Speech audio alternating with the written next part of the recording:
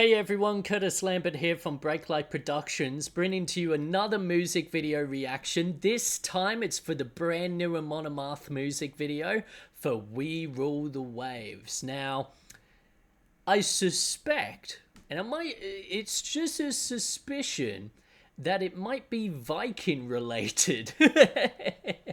Which, if you're not familiar with the AMON AMARTH, basically everything they do is Viking related. Yeah, so let's just jump on straight into it. Yep, okay, Vikings. Hell yeah. Cool lighting. Like, nice color grade. It's really like shifted blue.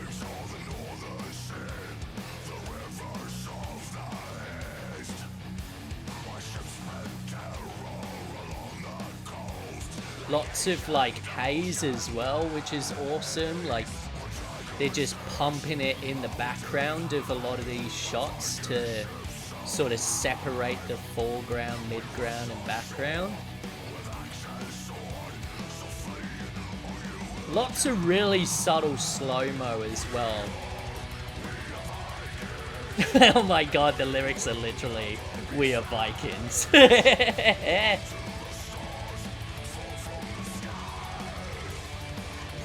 Ooh, that's a cool shot.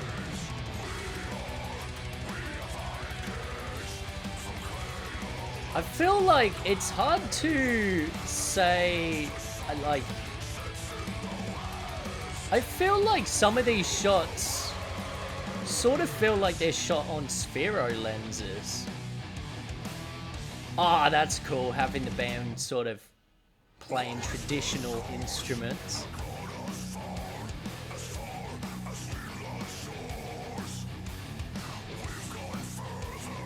Yeah, you can see, like, even when he was leaning down there, it's just very subtle slow-mo.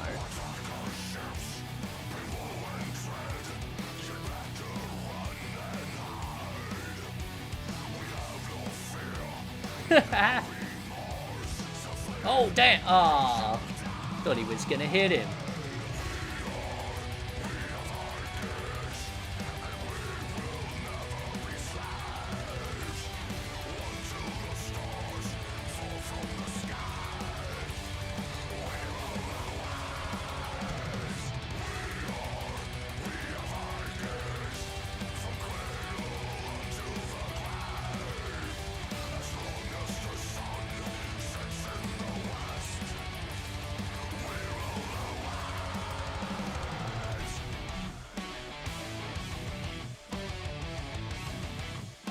Hell yeah.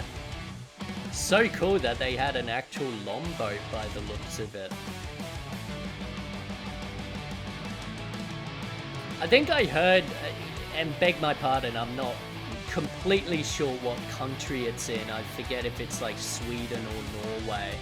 But apparently they've got like an actual like Viking village set up where, like, I think the TV show Vikings used it.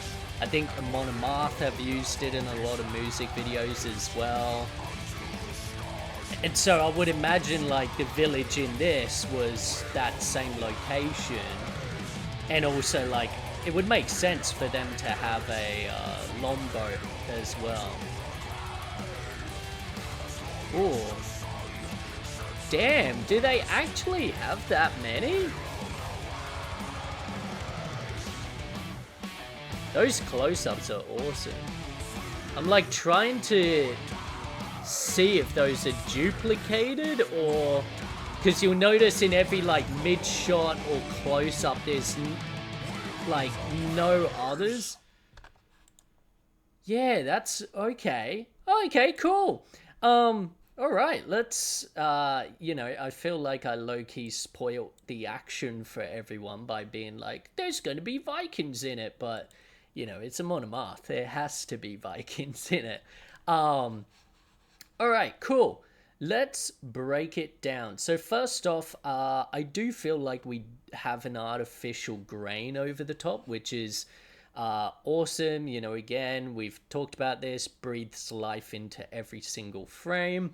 But we've also got a really interesting color grade, and what they've done with it is really like lowered the shadows so that they're quite dark. Like the black is quite black.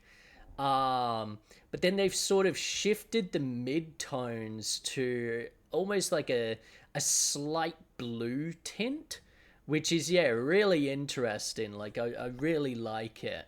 Um, it gives this sort of, I don't know, like this cold vibe, which is definitely like, in Viking culture and Scandinavia, like, it's a very cold places of the world.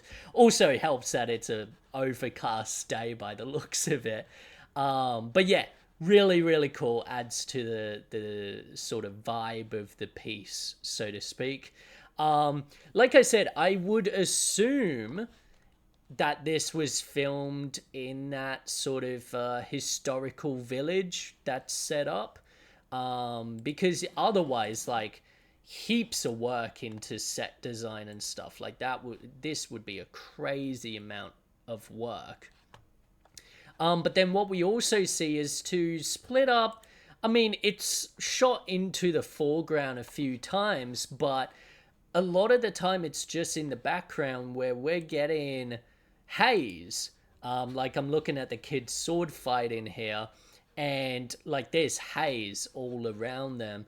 And all that is it's a couple of off-camera hazers or smoke machines just blowing a consistent fog throughout.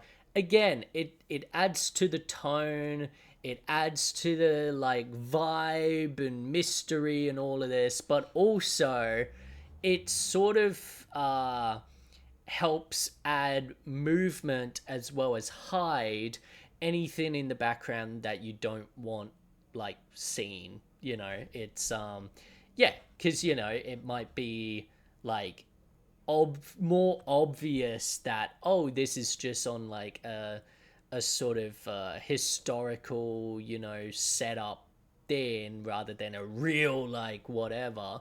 um if we saw the background where maybe there's like stuff that isn't like of the time period or whatever.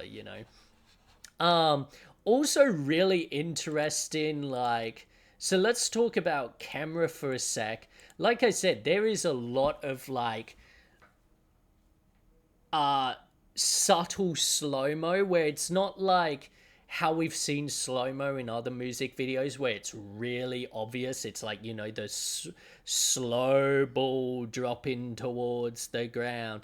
This is just like 50 frames a second. Like this is like, uh halved, you know, speed wise, where it's like there's still a lot of motion happening, but it's just happening in a more sort of flowy way. And we see that a lot, like with the shot of the don't know what you would like, Lord kneeling down with the kid's sword. Like that is probably one of the more obvious slow-mo shots. I also feel like it is shot sphero, and that's just, or at least some of the shots are, because I do see a bit of like the sort of telltale signs of sphero lenses, which again, too long to explain that, but I will in a future video. But yeah, I just see a bit around the edges, and it's sort of like sphero lenses are fucking beautiful. So seeing how beautiful the cinematography is in this, especially when we get to those close-ups in the boat, yeah, holy shit. Like, it definitely doesn't surprise me if, someone commented like, hey, yeah, this was on sphero. Like, yep, makes sense to me. um what else do we have? I mean, editing and story is pretty straightforward and simple. I love some of the little details, the band playing the traditional instruments and all of that. That's great. I love that eye shot with the where you see the bird in it. Now, how did they do that? Well, how they would do it is most likely just overlaying the footage of a bird flying over the ocean, because you can even see the ocean in his eye as well, in that lower half of it. They would just overlay that over the top. So they would mask around the eye and then just like superimpose that over, lower the opacity a bit so it's not too obvious, and then it just looks like a sort of subtle reflection. What else have we got? Let's see.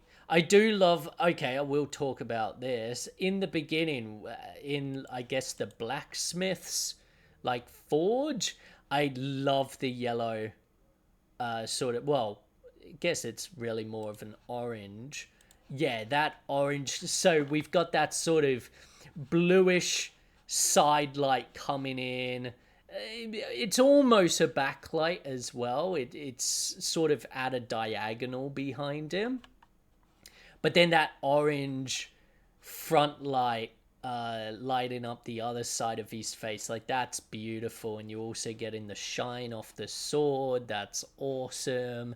But then, like, this is also a great shot to show, like, this has haze in it. Like, look at that window and the actual, like, you can see physically the light rays coming through that window. That's not possible without haze. So that's, that's how you do that.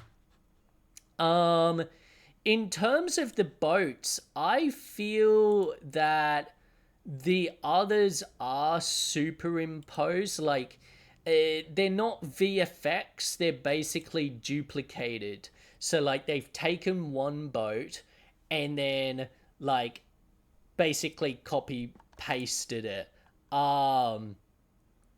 It's hard. Like, I'm just trying to, like, look at the shots, because yeah, like when it goes through all of the close-ups and the mid shots and stuff, you never see them in the background.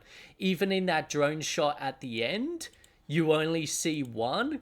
It's sort of on these more like staticky wide shots. I say static, they're still moving, but I feel like that's post-production movement. And they just, I don't know, there's some shots, like I'm looking at this sort of final one of the all four boats, and like they look the same. Like they literally, I guess the sails are a little bit different, but like how the people are standing is the same. Yeah, hard to tell, but if it is superimposed and like duplicated multiple times, great job, because it doesn't linger on a shot long enough for that to be like super noticeable. And I could see people leaving it being like, oh yeah, they had four boats. So really good work there. Really, really subtle. And also I love the fact that they didn't just like CGI them either. Because that would probably be way more obvious if done, on a low budget, quickly, blah, blah, blah. But yeah, all in all, AMON AMARTH, they bring the goods, they pump you up, so hopefully you're gonna, spend the rest of your day feeling energized, and yeah, I'll see you in the next one. Ciao.